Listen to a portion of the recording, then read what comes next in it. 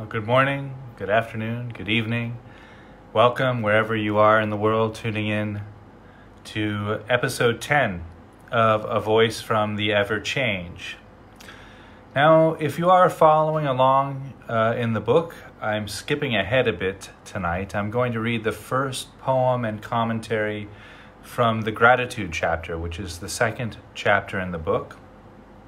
Interestingly enough, after I was preparing for this evening, I realized that this poem and commentary might have better been placed in the chapter on meditation, but it's not yet.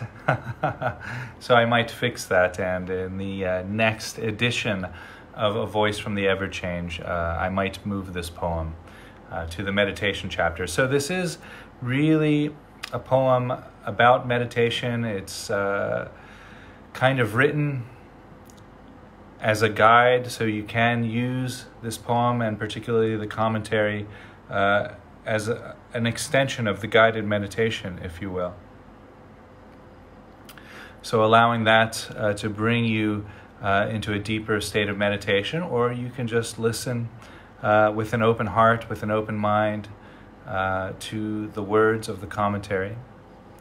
And then, as usual, I will probably improvise a little bit of a Dharma talk at the end there. And so I think that's all I need to say as an introduction. So thank you again for joining me. I'll ring the bell. I'll guide us into silence.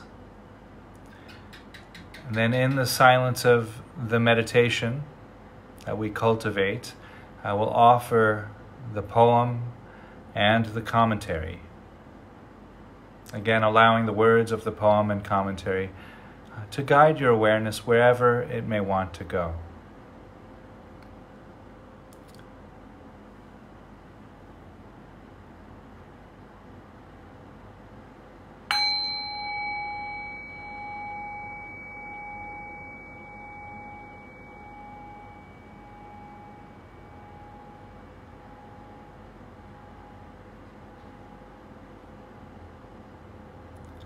So allowing the body, mind, and heart to rest. Just coming into this present moment experience.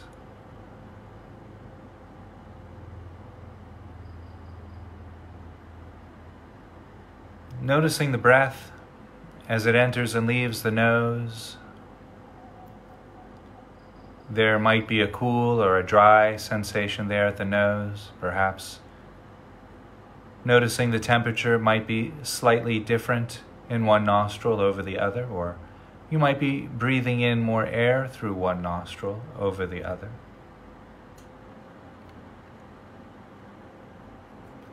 Allowing awareness to expand to include the back of the throat, noticing the breath as it touches the back of the throat. Perhaps simply noticing the temperature changing from cooler to warmer as you inhale and exhale.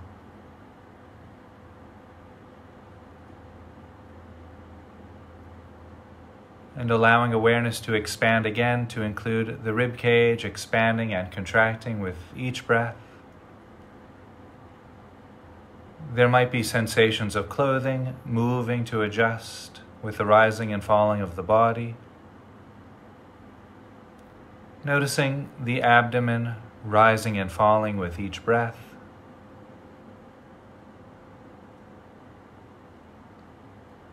And as you breathe in and breathe out, you might also notice the back moving out slightly on the in-breath and in on the out-breath.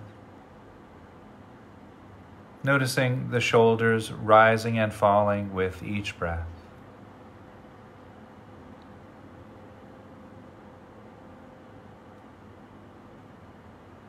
And as you breathe in and breathe out, you might also notice the body straightening up slightly on the in-breath and leaning forward slightly on the out-breath.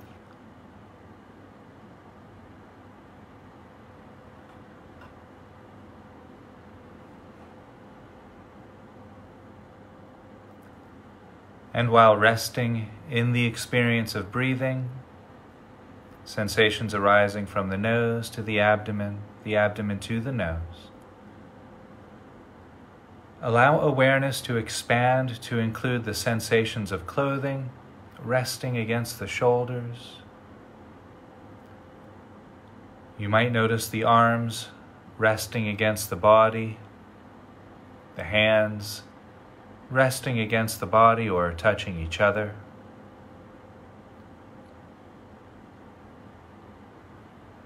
You might also notice sensations of clothing against the back, the weight of the body against the cushion, chair, mat, or floor. You might also notice sensations of clothing against the legs, the feet against the mat or the floor.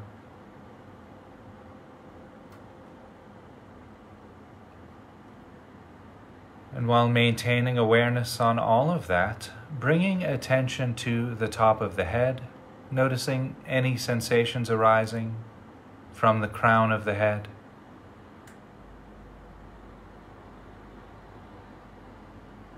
Allowing awareness to expand through the back of the head, noticing any sensations arising there, and the ears as well, noticing sensations arising from the ears.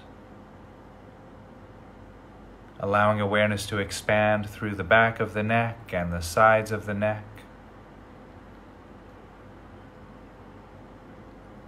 And as you breathe in and breathe out, you might also notice sensations arising from the cheeks of the face, sensations arising from the chin and the lips, the nose and the eyes, sensations arising from the forehead and back to the top of the head. And so we'll rest right there just for a few moments, resting with the sensations of breath from the nose to the abdomen to the nose, and sensations arising throughout the body from the top of the head to the bottoms of the feet.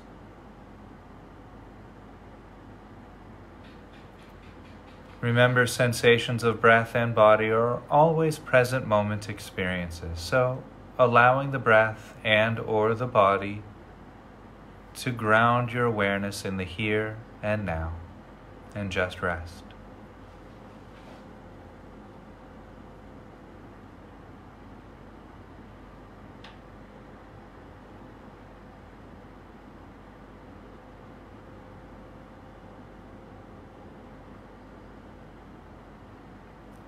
And now, while maintaining awareness on the sensations of the breath, from the nose to the abdomen to the nose, and sensations arising throughout the body, from the top of the head to the bottoms of the feet. Allow awareness to expand again to include any sound which might be available during this present moment experience.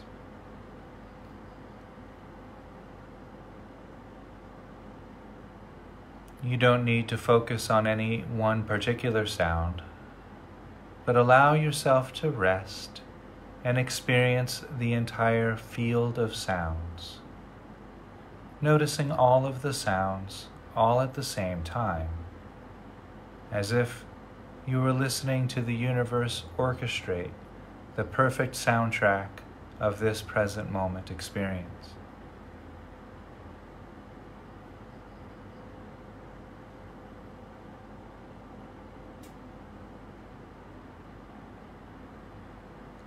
And in addition to any sounds, paying close attention to the quality of still silence which surrounds the present moment.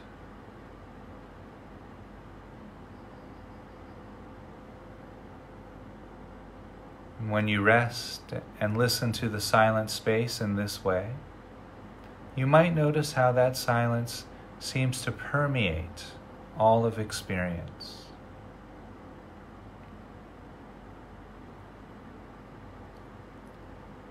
And so we'll rest right there, maintaining open, spacious awareness on the sensations of the breath, the body, sound and silence, and just rest, breathing in and breathing out.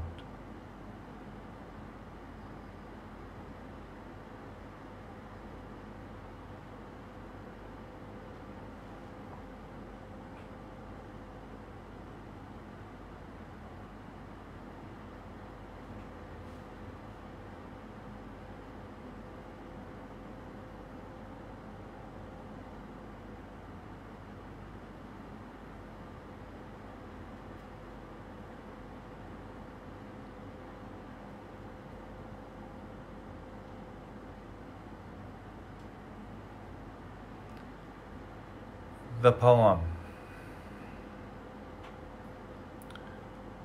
Just as the rays from the rising sun illuminate the unswept dust on the red oak floor, so the light of awareness cultivated in meditation shines on our own confusion. We can either curse the dust and wish for darkness, or go about the business of cleansing our heart. Grateful for the sunshine, grateful for the broom, grateful for the dust.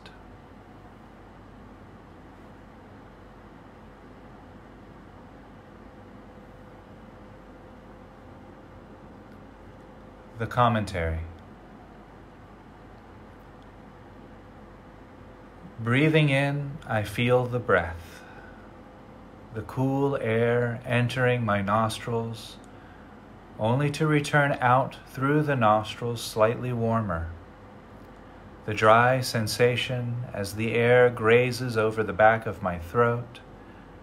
I also notice my clothes moving with the gentle rising and falling of my body with each breath.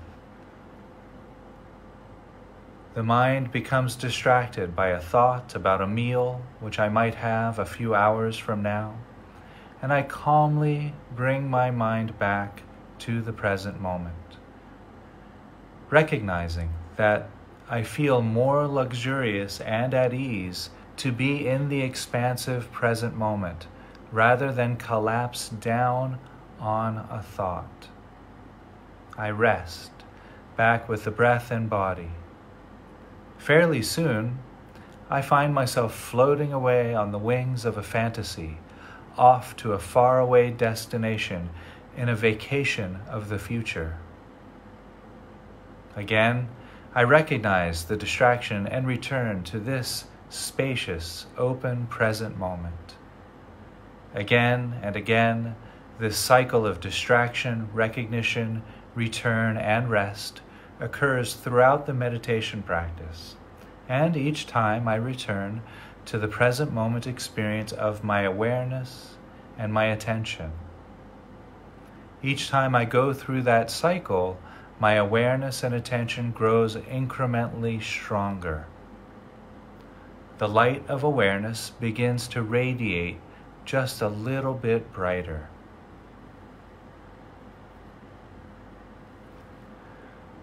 Now, this brightly illuminating light of awareness and attention can, and often does, allow one to see into ourself and our life in some very unexpected ways. As my teacher, Ken MacLeod, likes to say, we don't get to choose what we become aware of when we grow in awareness. We simply become more aware. Now, that might not always be a pleasant experience. But just as the rising sun illuminating the dust on the wooden floor makes it easier to clean the tiles, so too, when our insight allows us to see the causes and conditions which have led others and ourselves to suffering, we can cease embarking on such activities. As a result of cultivating our awareness and attention through insight meditation practice, we slowly become highly sensitized to our behavior patterns, which may be out of balance. As we continue to grow in sensitivity through the technique of practice, we recognize sooner when we are out of balance or out of sync with the present moment. As a result, we may take the necessary actions needed to regain our balance before we act out in ways which might induce struggle and suffering for ourselves and for others. This cultivation of balance through awareness is quite similar to the cultivation of balance in yoga. When one first takes up a yoga practice and they try the balance postures, that person is typically a heap of tumble and stumble, swaying this way and that way in a desperate attempt to find the exact spot which will allow them to feel still, calm, balanced, and graceful within that pose. For better or for worse, however, that spot never appears. Generally, what happens is the yogini becomes more sensitive to being out of balance. In that heightened state of sensitivity, the practitioner might feel their body slipping off balance sooner and adjust more accurately and gracefully, thus giving the appearance of resting perfectly in balance. In meditation, we cultivate the light of awareness to shine in on our habits, our patterns, and our behaviors. In this practice, we become highly sensitized to our out-of-balance actions, which have led or may continue to lead to suffering. And we may then more quickly and effortlessly return to a balanced life. In this balanced way of living, we are much less likely to cause struggle or suffering for ourselves and others. Another analogy might be that of a violinist.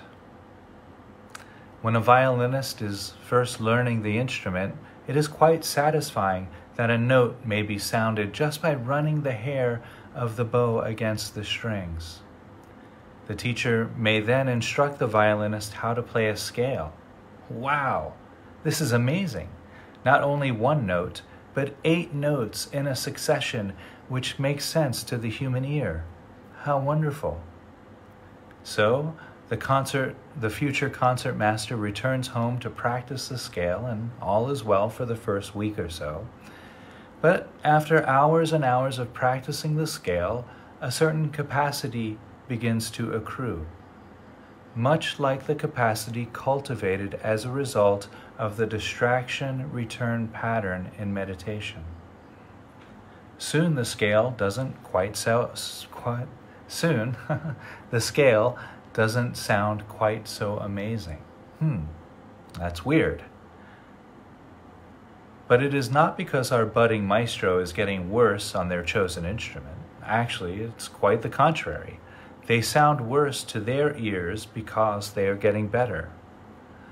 The newly formed cultivation of awareness about the violin is allowing them to hear the notes which are out of tune, the notes which aren't being fingered or bowed correctly, or if they're not holding the instrument correctly, and so forth. The light of awareness shines on the wounds of intonation, allowing them to heal and play in tune.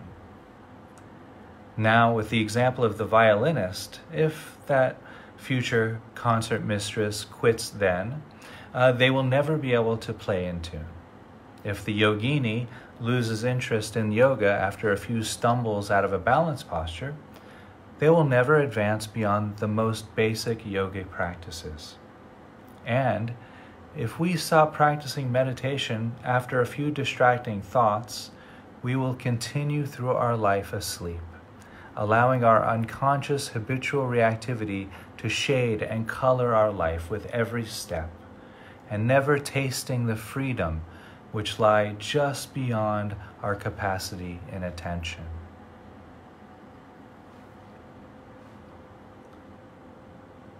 So, you get distracted during meditation practice. So does everyone. Even the Buddha would get distracted at times. Meditation is not about sitting in a perfectly undistracted stillness for a complete 30-minute session. Not at all. This is not an Olympic sport. It is about making space in your mind and heart for your own humanity, It is about seeing the mind for what it is, right here and right now. The mind is active? Okay, so the mind is active. Keep coming back to the present moment and rest there.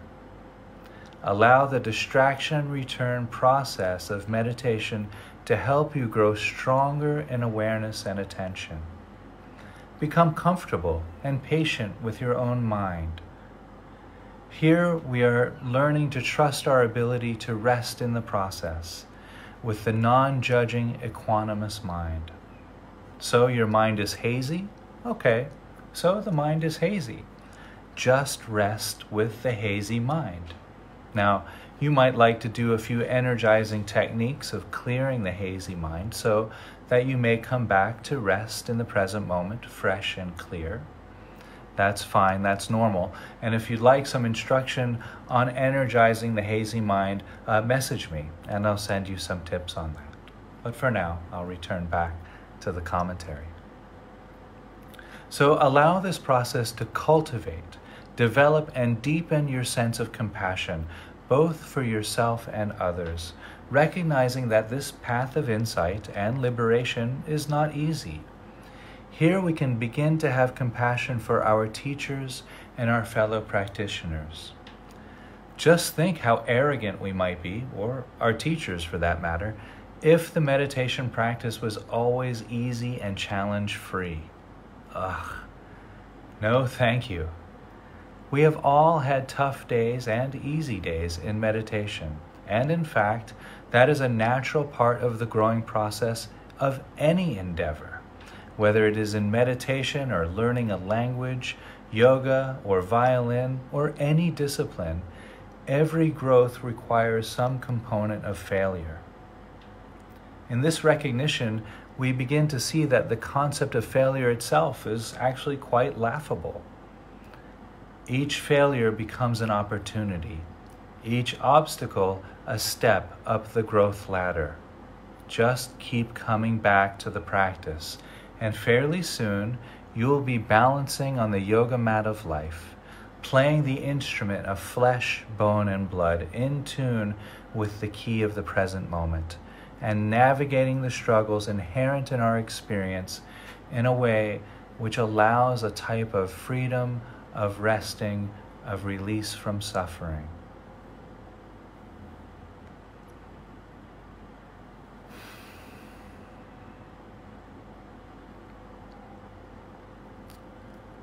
So we live, we act and we react and we respond. Then we begin meditation and we may cultivate a bit of insight. Now we live, we act, but with insight we might react a little less, and our response is slightly more in balance or in tune with the present moment. That feels good, because there's a type of freedom or joy or wonder in that type of balance. So we practice a little bit more. After a few more weeks, months, or years of practice, we then live, we act and react, but now our reactions are lit up in the light of awareness. So we react less, and when we do react, it is even more in tune and balanced with the present moment. Now that feels good, because we can now see the practice creating a positive change in our life. So we grow in confidence. Now we might meditate more, or perhaps consistently, or perhaps for longer sessions, or perhaps frequenting meditation retreats, or connecting with a teacher. We then live, we act and react, but now, due to the cultivated light of awareness, we can notice and feel our reactions when they are not in tune with the present moment. We catch the reaction before acting out on it, and we choose a more balanced, in tune, and appropriate response. It is at this point when the meditation practice typically begins to take on a certain momentum, or a life of its own, so to speak. And so the practice continues unfolding. We are now cultivating a deeper awareness, becoming more balanced, growing in skill so that we may find the perfect note which allows for the situation at hand to cadence and resolve in a way that allows all who experience it to find peace. Welcome to meditation.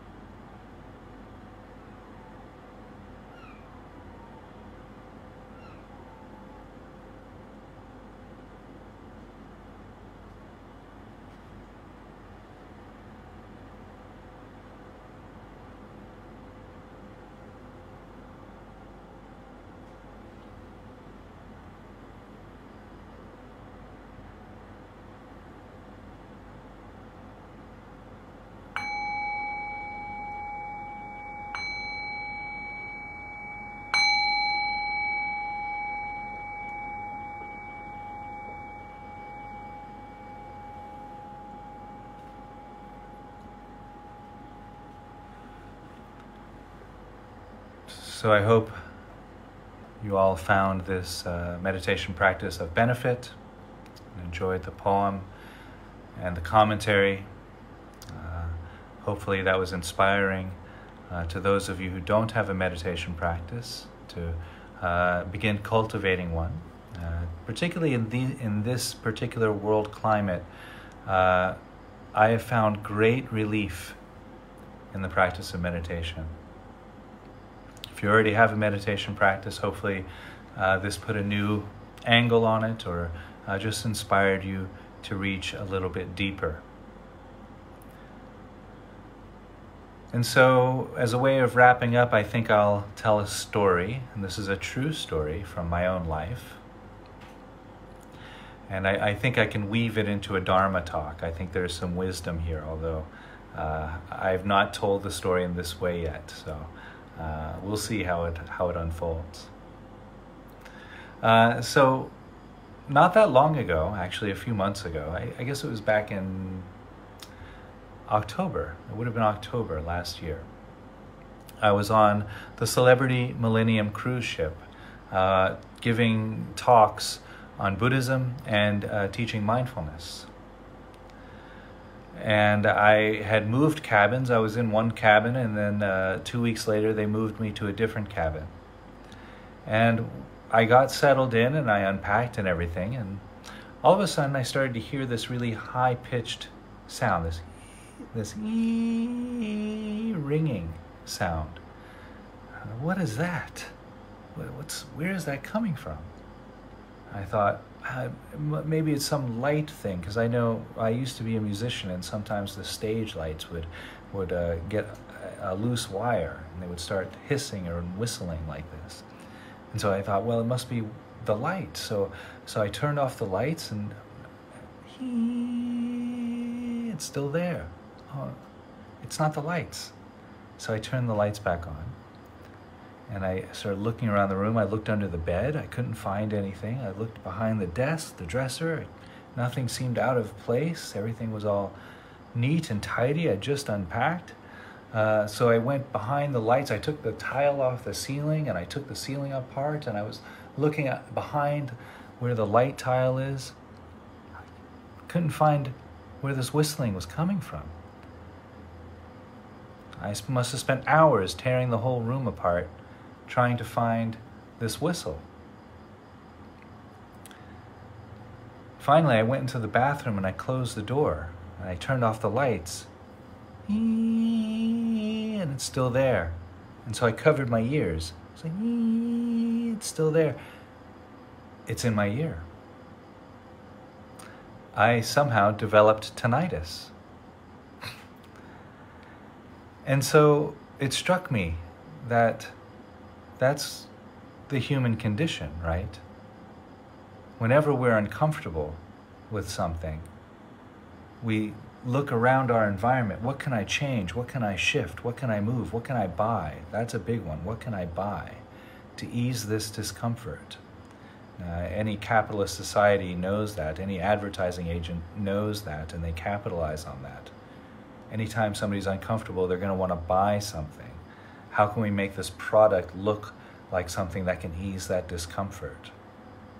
That's our current state of humanity. We're trapped in that cycle. Anytime we're uncomfortable, move something, change something, do something, be something, create something.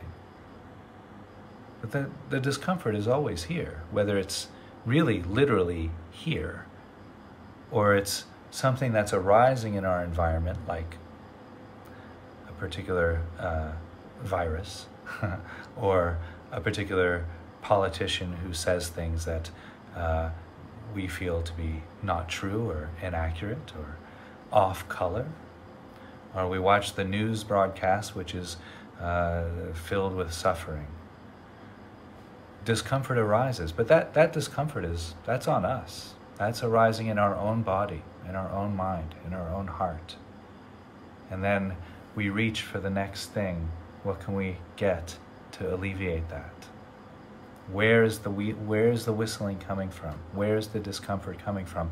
What can I change to alter that?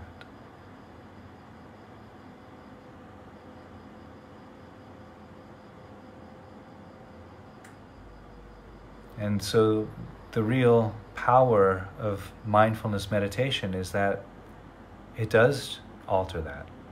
It does allow us not to change the discomfort, but change our relationship to that discomfort. My tinnitus is still there. It's ringing, but I've named it. I have a friendly whistle in my ear now. He's always there. She sometimes, he sometimes, they sometimes, it sometimes. Doesn't matter.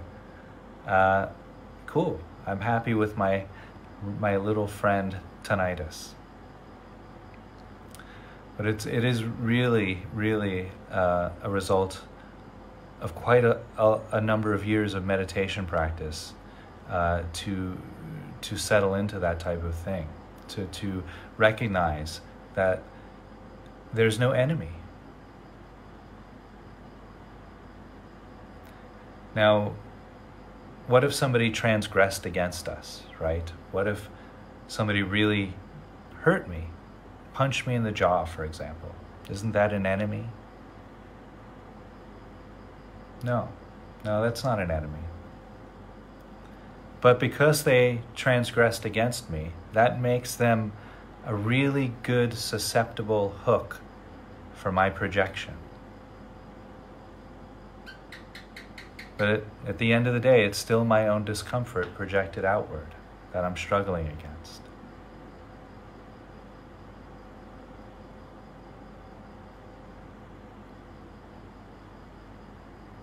Now, I'm not saying that we should all be condoning bad behavior. I don't subscribe to that point of view. Some of you might be relieved to hear that.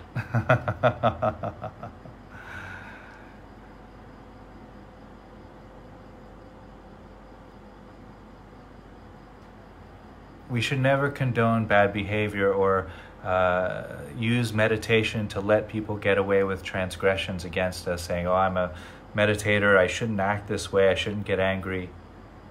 Not at all. We accept their bad behavior, but we don't condone it. We accept it. And then in that acceptance, we move forward to address that behavior. There's a lot more power in that than moving forward out of anger, moving forward out of revenge. Because when we move forward in that way, then they just come back at us. And we go back at them, and they come back at us. And the wars start. So when we recognize that it's our own discomfort that we're constantly struggling against, if there's struggle in our life, and not all of us have this, then meditation is the medicine. Because meditation is us going inside and becoming friends with our discomfort, holding our discomfort, holding the pain in our heart, holding the discomforts in the body, in the mind, with compassion, the way a mother holds a newborn baby in her arms.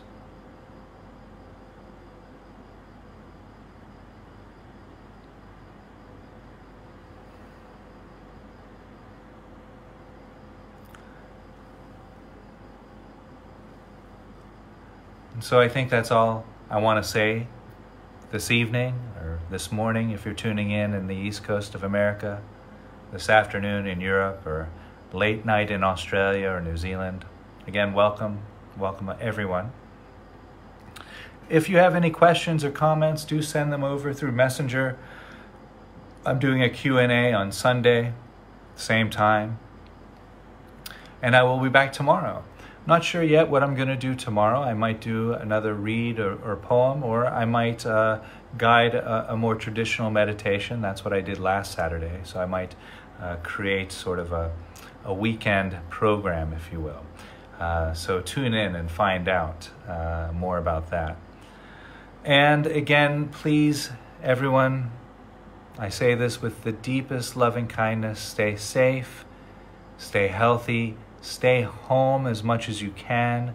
Please, please, please adhere to these closings, these, in some places they're calling them lockdowns, these curfews.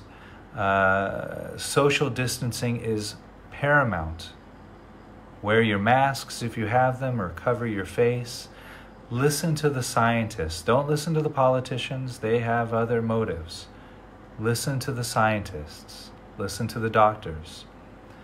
They're here to help. Okay, I'll see you all at the next episode of A Voice from the Ever Change. Thank you so much.